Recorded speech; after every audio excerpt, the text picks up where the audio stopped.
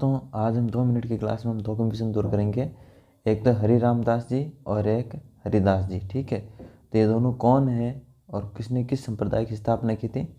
और एक दो संत और वे थे जो सिकंदर लोदी के समकालीन थे। तो किस को सिकंदर लोदी ने 500 बीघा जमीन भेंट की थी और किन से प्रभावित होकर गोवध को बैन किया था।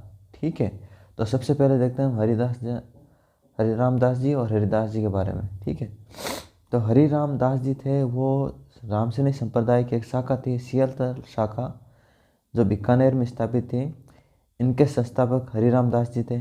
ठीक है, इन्होंने यहाँ बीकानेर में यहाँ पे इस शाखा जो रामसैनिक संप्रदाय है इसकी जो उप शाखा है सियालतल शाखा, इसकी स्थापना यहाँ बीकानेर में की थी।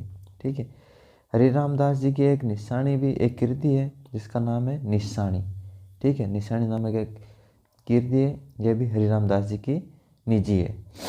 उसके बाद में हम देखते हैं हरिदास जी। राम हट गए, राम रह गए ऊपर, अब है हरिदास जी।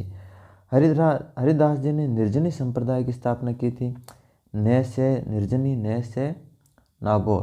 तो निर्जनी संप्रदाय की स्थापना कहाँ की थी, तो नागौर में इन्होंने निर्जनी संप्रदाय की स्थापना की थी।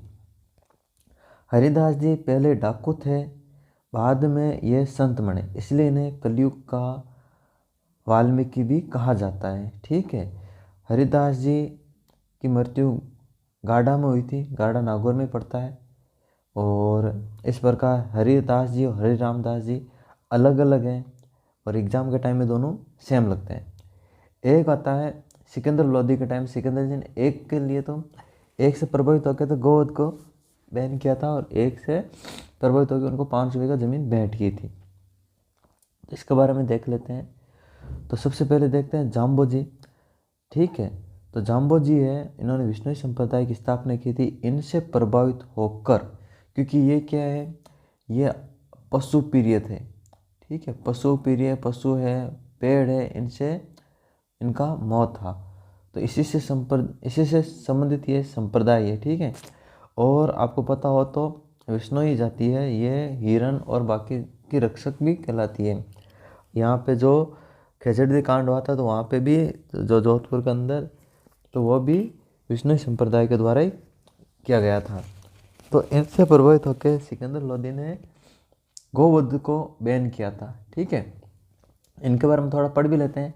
इनका जन्म पिपासर नागौर में हुआ था। इनकी माता का नाम हंसा देवी, पिता का नाम लोहट जी था। इन्होंने 1485 के अंदर समराथल बीकानेर के अंदर विष्णु संप्रदाय की स्थापना की थी और 29 नियम बनाए थे। इनके उपदेशों के जो एक संकलन है या फिर एक जो इकट्ठा ग्रंथ है उसको जंब सागर कहा जाता है। इनकी प्रधान पेट मुकाम है, यहाँ पे वर्ष में 2 बार मेला लगता है। अब आते हैं हम जसनाथ जी संप्रदाय। जसनाथ जी संप्रदाय जो है जसनाथ जी ने की थी। इनका जन्म 1482 में हुआ था और इन्होंने 1504 के अंदर जाकर जसनाथी संप्रदाय की स्थापना की थी।